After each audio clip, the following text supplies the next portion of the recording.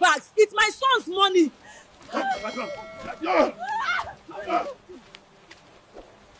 They dragged her bags to the gate, in front of the whole compound, in front of the neighbors, in front of God. Her husband's body was not even cold in the ground yet. The morning they threw me out, it was raining. Not the kind of rain that cools the earth and smells like fresh grass. No, this was the angry kind. The kind that hits the zinc roof like it has something to prove. The kind of rain that feels like heaven itself is crying for you. I had been a wife in that house for 6 years. 6 years of waking up before everyone else, of sweeping that big compound while the in-laws were still snoring. 6 years of cooking, washing, ironing, and smiling when I did not feel like smiling. 6 years of being called that girl Emeka married, never by my name, never Ada, never our daughter-in-law, just that girl. My husband, Emeka, was the only reason I stayed. He was a quiet man, not the type to shout or beat his chest, but he loved me in ways that did not make noise. He would leave a cup of tea by my bedside before I woke up. He would hold my hand under the table during family dinners when his mother said something sharp and cruel. He would whisper to me later, "Don't let her enter your heart, Ada. You are my home." But Emeka got sick.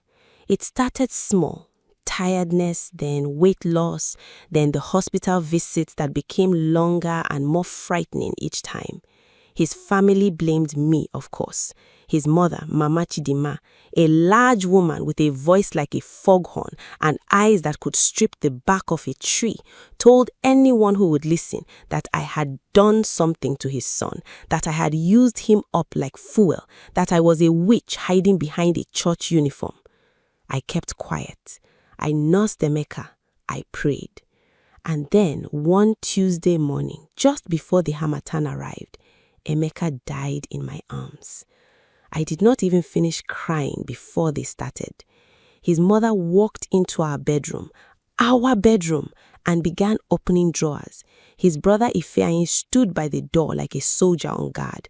His sister Ngozi was already on the phone with somebody, speaking in low, excited whispers, the way people do when they are arranging something they do not want you to hear. "Pack your bags," Mama Chidema said. She did not look at me. She said it the way you tell a house girl her time is finished. I was still wearing the black dress I had worn to the hospital. My eyes were swollen. My chest felt like somebody had reached in and scooped out everything inside. "Mama, my husband just died." "Your husband," she repeated, and she laughed. A short, ugly laugh. "You people and my husband. Was he your husband when he was spending his money on your family? Was he your husband when you refused to give us a grandchild after 6 years? That word landed like a slap. The pregnancy I had lost in year 3, the one I buried alone while she told the family I had aborted it on purpose. Ifeanyi walked in and dropped 2 Ghana Moscow bags on the floor. "We are giving you till this afternoon," he said. "After that, we cannot be responsible for what happens." I looked around that room, at the curtains I had sewn with my own hands, at the photograph of Emeka and me on our wedding day still hanging on the wall, at the small wooden cross he had nailed above the door himself. My legs were shaking, but something inside me, something small and quiet and stubborn, told me to stand up straight. So I did. I packed my 2 bags. I walked out through the compound in the rain. And as I passed through that gate, Mama Chidema called after me from the veranda, loud enough for all the neighbors to hear. "Go back to your father's house. You came with nothing and you leave with nothing. This house has never been yours." I stopped walking. I did not turn around. I just stood there in the rain for one moment, feeling every drop, feeling the mud under my shoes, feeling the eyes of 12 neighbors on my back. And then I walked away. My father's house was a 2-room apartment in the old part of town, across the bridge, where the roads had more potholes than tar. My mother met me at the door. She took one look at my face, at my wet clothes, at my 2 bags, and she pulled me inside without a word. She did not say, "I told you so," even though she had warned me about that family before the wedding. She did not ask questions. She simply heated water, made me take off my wet clothes, and sat beside me on the narrow bed while I cried until I could not breathe. When the crying was done, she brought me a bowl of pepper soup. "Eat," she said. "Mama, I have nothing," I told her. 6 years and I have nothing. She was quiet for a moment. Then she said something I have never forgotten. "Ada, a woman is not nothing just because people treat her like nothing. The two are not the same thing." I did not understand her then. I was too broken. The days that followed were the hardest of my life, and I say that as a woman who has known hard days. I was 31 years old, a widow, living in my mother's house with no job and no savings because everything I had earned during the marriage I had poured into that household, into Emeka's medical bills, into a life that had now been snatched from me at the gate. The neighbors talked, as neighbors do. "Did you hear? Emeka's wife was sent away." Without even the furniture? She must have done something, or those who care for people are not stupid. I heard it all. In the market, at the borehole, in church even, where people smiled at my face and whispered behind my back. I started looking for work. I had a diploma in business administration that had been gathering dust since I got married. I sent applications everywhere. Rejections came back quietly, the way rejections do. No letter, no call, just silence. Meanwhile, back at the Okafor compound, life was moving on without me. My sister-in-law Ngozi called me once, not to check on me, but to inform me that they were redecorating the house and that if there was anything I had left behind that I wanted, I should send somebody quickly before it gets thrown away. I sat with that phone call for a long time. Something about the way she said it, the house, made something stir in the back of my mind. A memory, a conversation. 3 months before Emeka died, on one of those evenings when he was still strong enough to sit outside, he had called me close and spoken to me in a low voice while his mother was watching television. "Ada," he said, "my family loves money more than they love me. I have always known this. I just did not want to believe it." I told him not to say such things. "No, listen," he said. "I have done something. I need you to call Barrister Okonkwo when the time comes. Not before, when the time comes. Do you understand?" I had nodded, thinking he was being dramatic, thinking he still had years.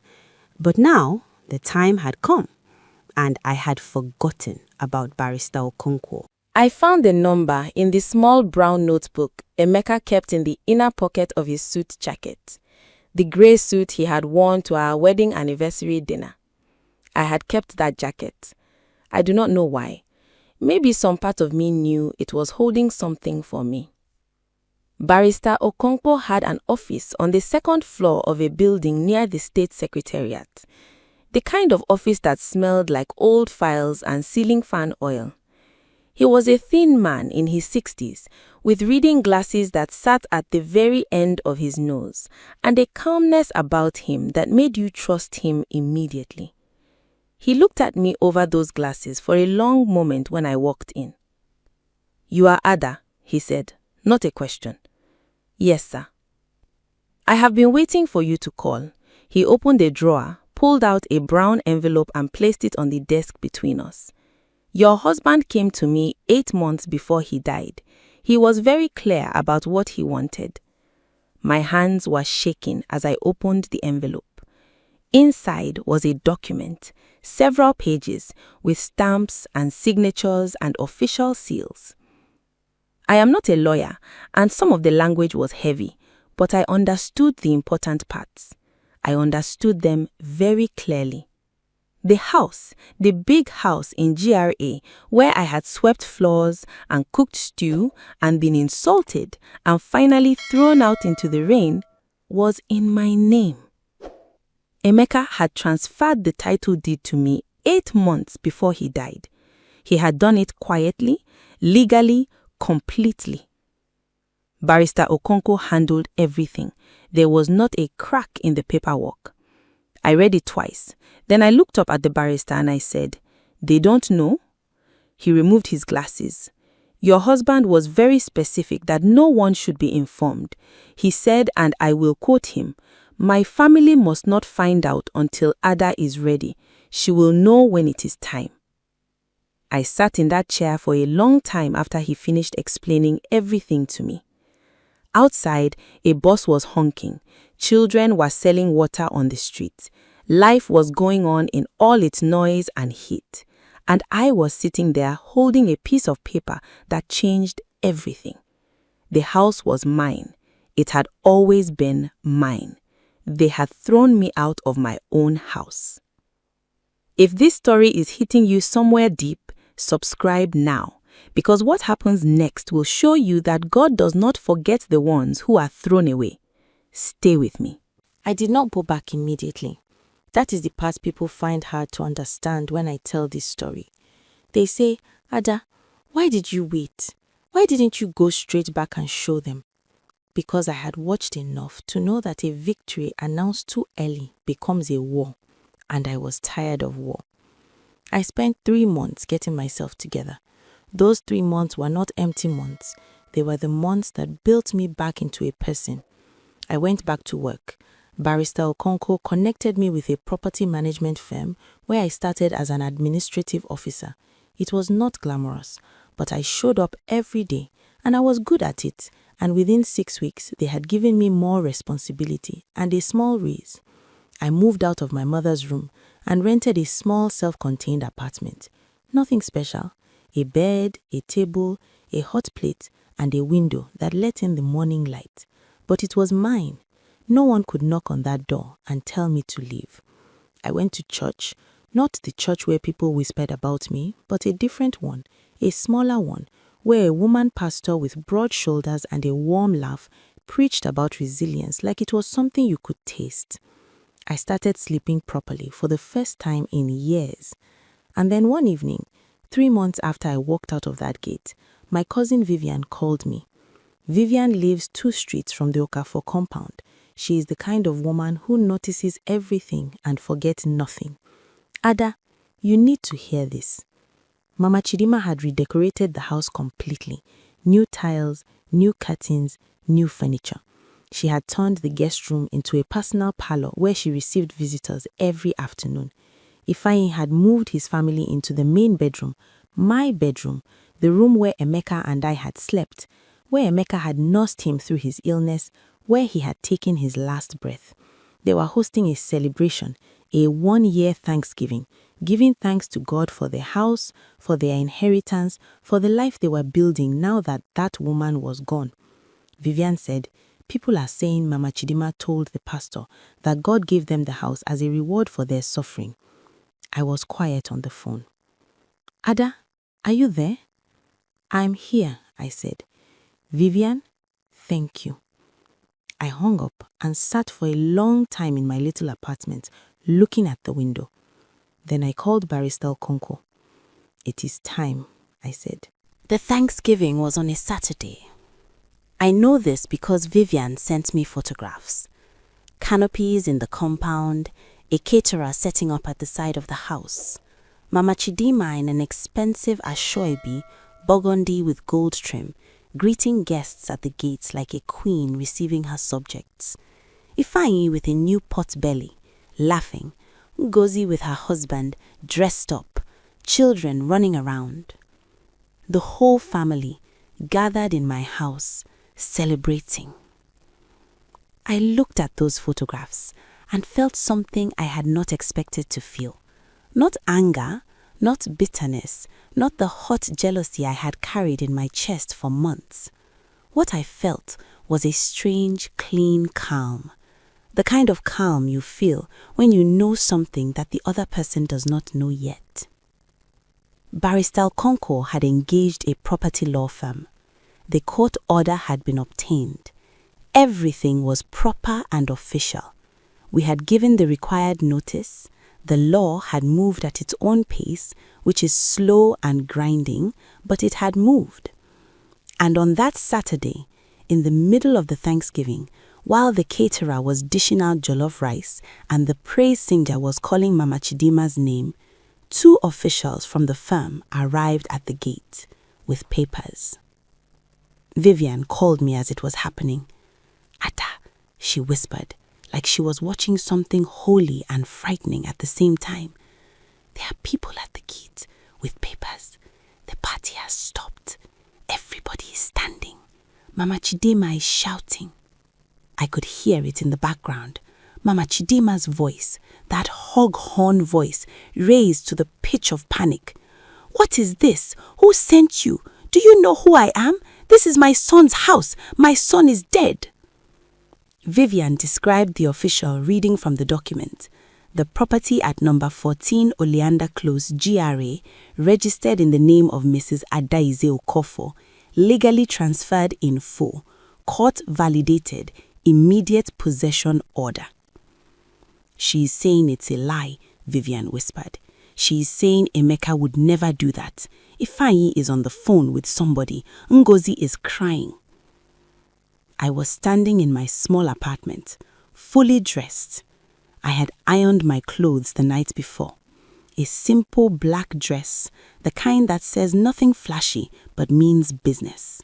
My late husband's gold ring on my right hand, low heels, nothing extra. "Vivian," I said, "I'm on my way." The rain had stopped by the time my Okada dropped me at the junction. The afternoon sun was out, pressing down on everything the way it does in this part of the world, like it wants to make sure you feel it. I walked the rest of the way on foot. I could see the compound from the end of the street. The canopies were still up, slightly lopsided now, as if the celebration had stumbled and fallen and not gotten up. Guests were standing around in that confused, uncomfortable way people stand when something has gone wrong at a party, and nobody knows if they should stay or go. The gate was open. I walked through it. The compound went quiet the moment they saw me. Not the silence of respect, not yet. The silence of shock, of people who thought they had seen the last of someone and could not understand why she was here, walking calmly through a gate she had once been chased from in the rain. Mama Chidima was standing in the middle of the compound, still in her asoebi, the burgundy and gold looking suddenly gaudy in the hard afternoon light. Her face when she saw me, I will remember that face for the rest of my life. Fear and fury fighting each other behind her eyes. "What are you doing here?" she said. Her voice was still loud, but it had lost something. The certainty was gone from it. I walked until I was close enough that I did not have to raise my voice. I looked at her for a long moment. I thought about the morning in the rain. I thought about the 2 Ghana Must Go bags. I thought about what she had said at the gate. You came with nothing and you leave with nothing. Then I said it, quietly, so that only the people close could hear, but in that silence, everyone heard. "Mama, you threw me out of my own home." She opened her mouth, closed it. "This house," I said, "has been mine for 8 months. My husband put it in my name before he died because he knew what would happen, because he loved me when you did not. And now, with the full authority of the law of this country, I am asking you, all of you, to please leave." Ifeanyi stepped forward. "You cannot just..." "The court order is with those officials at the gate," I said, without looking at him. "If you have a legal argument, you are welcome to present it in court, but today you will leave this compound." Ngozi started crying. Her husband put his arm around her. Guests were retreating quietly. the way people do when a thing has become too private and too powerful for spectators. Mama Chidima stood there in her expensive asoebi, and for the first time since I had known her, she had nothing to say. Her mouth walked silently. Her hands gripped the wrapper at her waist. She looked old suddenly, and small, and very, very afraid. She had spent 6 years making me feel like I was nothing, like I was a beggar in someone else's house, a mistake her son had made, an inconvenience to be managed and eventually removed. I had spent those same 6 years loving his son faithfully, caring for him, holding his hand while he died, and even in dying, even at the end, he had found a way to protect me, to stand between me and everything that wanted to diminish me. He knew, and I was speaking to him now, not really. I was speaking to Emeka wherever he was. He knew, and he made sure. I walked into my house. The furniture was different. The tiles were new. The curtains were wrong, but the small wooden cross above the bedroom door, the one he had nailed there himself, was still there. They had not noticed it, or perhaps they had not been able to bring themselves to remove it. I stood under it for a moment, my hand against the door frame. Then I took a long, slow breath, and I began the work of taking back what was mine. They called me nothing. They threw me out in the rain with 2 bags and a broken heart, but the man who loved me had already written my name on everything that mattered. You cannot throw out the owner. You can only delay her return. If this story moved you, share it with someone who needs to hear it today.